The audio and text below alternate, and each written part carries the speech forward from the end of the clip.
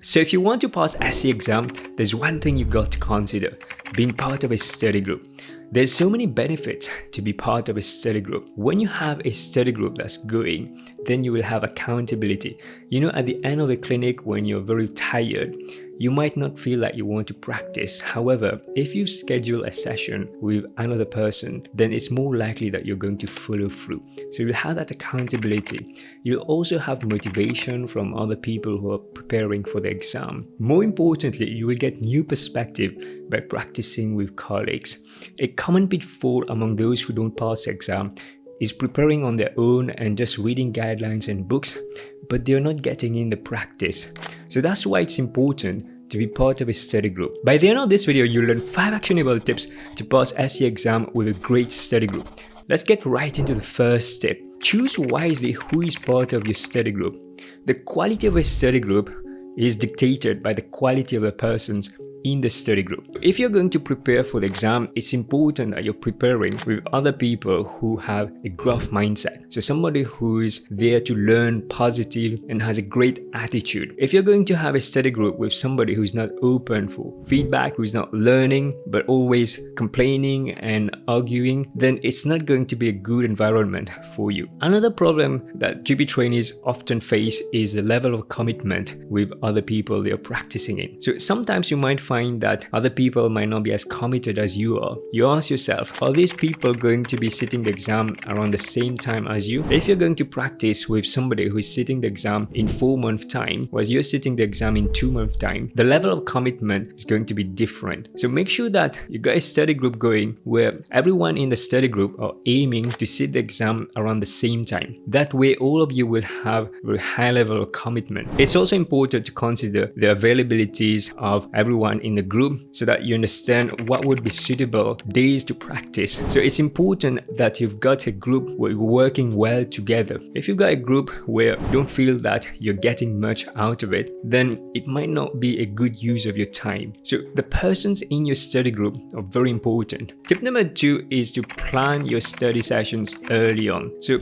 if you're part of a study group, it's important that you have a plan as in how you're going to approach your exam together and what's going to be the best for everyone in the group as you're preparing for your exam. So normally for a good study group, there needs to be a good cohesion among the people and everyone needs to be on the same page. So setting the right expectation early on is important. For example, you might consider as you're starting with your study sessions, you might be meeting once a week, but as exam day approaches, then you may need to increase the cadence. So increase it by twice a week and eventually get to a point where you're meeting almost every day so that you're practicing and have a set number of sessions where you're doing in a week, and also have a discussion about how you're going to go through the role plays and what cases you're going to use. It's important that you have a selection of random cases and also you focus on the areas of weakness. In this SE exam, you're not going to be told this is a case of low back pain, for example. You might get anything in a case. So it's important that you consider practicing cases at random as well. Recently, I had a chat with Dr. Srujan who passed his exam first attempt. And in this part of the conversation, you will hear what he did to make sure that he had a really good study group. Let's hear from him. It gets very tiring. I think you come back from work and you just have no motivation to sit down, but you just have to force yourself. And this is where I think I emphasize that a study group is so important, because we had members in our group that were very serious, quite disciplined. To be honest, when I sort of reflect on that, I think that's exactly what worked for me, because they pushed me to even sit. We basically set certain times in the day. So we said, if I were working a full session, for example, and then I come back home, we would set a time from 9 to maybe 11 in the evening times. So we did that, and we did that throughout the weekdays. And then we would take a day off, for example, on the weekend, just to kind of unwind from everything. And then we would get back to the schedule. Since the exam is remote, it's important that when you're practicing in your study groups, you're doing it remotely so that you mimic the exam condition as much as possible. The number of sessions and the number of cases need to be decided by yourself and other members of the group. So common pitfall I've observed is people just going for quantity but not quality. It's important that you focus not just on the quantity but the quality. So if you're preparing for the exam, then you need to be doing set numbers of case scenarios so that it becomes embedded in you when you're practicing and doing the role plays. So for example, if it's the first time that you're negotiating about a request for sleeping tablet, then it's not going to be very good when you do it under exam condition. But if you have practiced that scenario, then you're more likely to do well in the exam, and examiners can tell if somebody's been doing it for the first time or if they've done it over 10 times. Let me give you some practical tips how to structure a study session. So before even coming to the session, it's important that you have prepared what case scenarios that you're going to do, and also making sure that in the study group you've got people who are going to be observing, and then people who are going to be practicing, and then there will be a person who is going to be the simulator. So ideally a good number would be 3 people in a study group where each of you practice in turn. So it's very important that when you are in the observer's position, that you don't think that this is a passive activity, but use that to get an insight in somebody else's consultation and being able to be analyzing and critique what this performance is like from an examiner's perspective. Oftentimes people who are not doing the role play or who are not being the simulator, then they just kind of sit back and don't pay much attention. But this is an opportunity for you to be objective and being able to make sure that you're using that time to get insight in your own consultation and thinking, how would I have done this differently? And that's going to be a good use of your time. Now, the size of a study group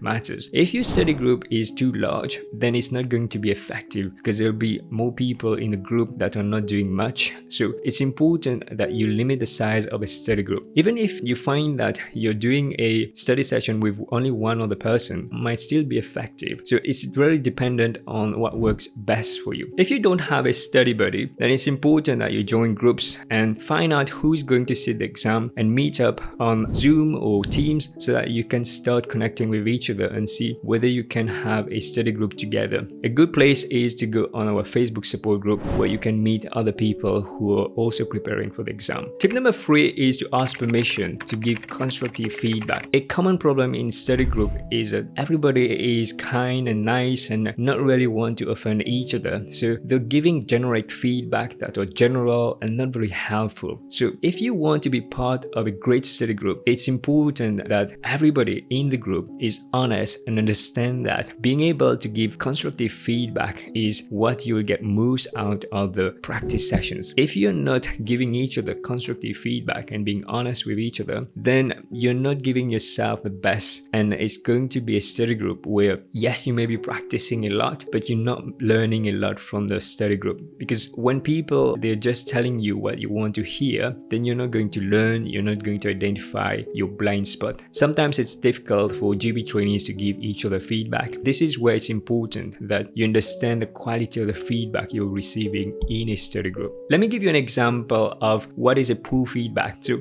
a poor feedback would be you're doing okay and you just need to keep practicing more and you just miss this here. I think if you do this, that'll be fine. Whereas a better feedback would be to be constructive and showing exactly where the person did not do something, how they can do it better, and what they can do differently. So a different way would be when you're introducing yourself, there's a lot of and you're not really having a good first impression for the patient and the examiner. Try and work on that and make sure that when you're starting the consultation, you get a really good tone and show your enthusiasm. That way you'll have a really good first impression, which counts. So you see the difference between a feedback that's poor and a feedback that is very specific and explains the person what's the problem and how they can improve it. Are you feeling unsure about the SCA? Maybe you don't know what to do or you don't know whether you're doing the right thing. If you'd like to get a free copy of the SCA blueprint, click the link down in the description below to get access to the SCA blueprint that GP trainees have already used and passed the SCA exam. It's completely free.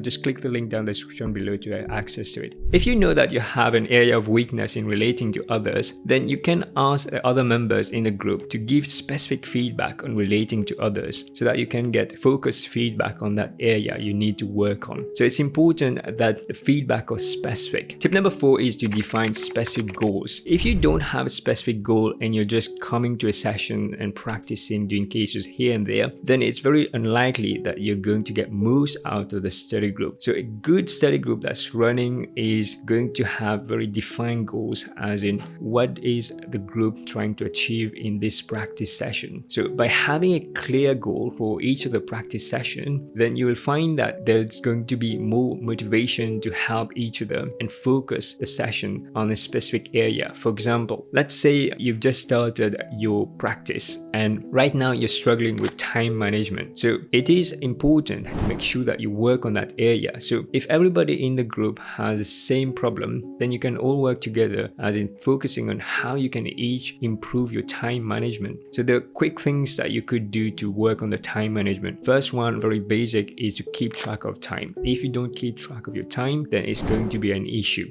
Oftentimes in study group, people are not really thinking about the time and they're just practicing role plays without having the timer there. So make sure that you've got the basics there. Other things that you could consider would be writing down what are the specific goals and then making a note of what you're achieving in each of the study sessions, because chances are you're going to forget what you're doing in a few weeks' time. So when you have documented what you're learning, the feedback that you're receiving, then a few weeks closer to when the exam is, then you can revisit these learnings so that it will come straight back in your mind. So if you do that, you'll find that you get more out of the study group. If you're looking for a system where you can document your learning, the feedback that you receive, then I'd like to give you the SCA companion for free. Just click down the link and you can download it. It's been really useful for trainees who pass the exam, and you can use the same system. It's just a plug and play system. Tip number 5 is to form your own study group. If you've been part of another study group and you might think that that's not enough, then you can form your own study group where you're going to be more selective, as in who are the people joining your study group, making sure that the study group run the way that's going to be effective to your learning and other members who join the study group. So this initiative may take some effort, but it's going to pay off, because by having your own study group, then you have a better control of how your revision is going. So take the initiative, arrange meeting with others, and be the leader in the study group. By putting in more work in the study group, you're going to get more benefit out of it. It's going to develop yourself as a leader, and also you'll find that you get more out of the practice sessions. So that's something that you can consider. If you're not part of a study group, you can still consider forming your own study group. I'd love to hear from you. Which one of these 5 tips are you going to use in your preparation to pass the SCA exam? Write it down in the comment section. Have you found the video useful? If you found it useful, you might want to watch the success story of Dr. Srujan Peters. Click here to watch it. Take care, everybody. Bye-bye.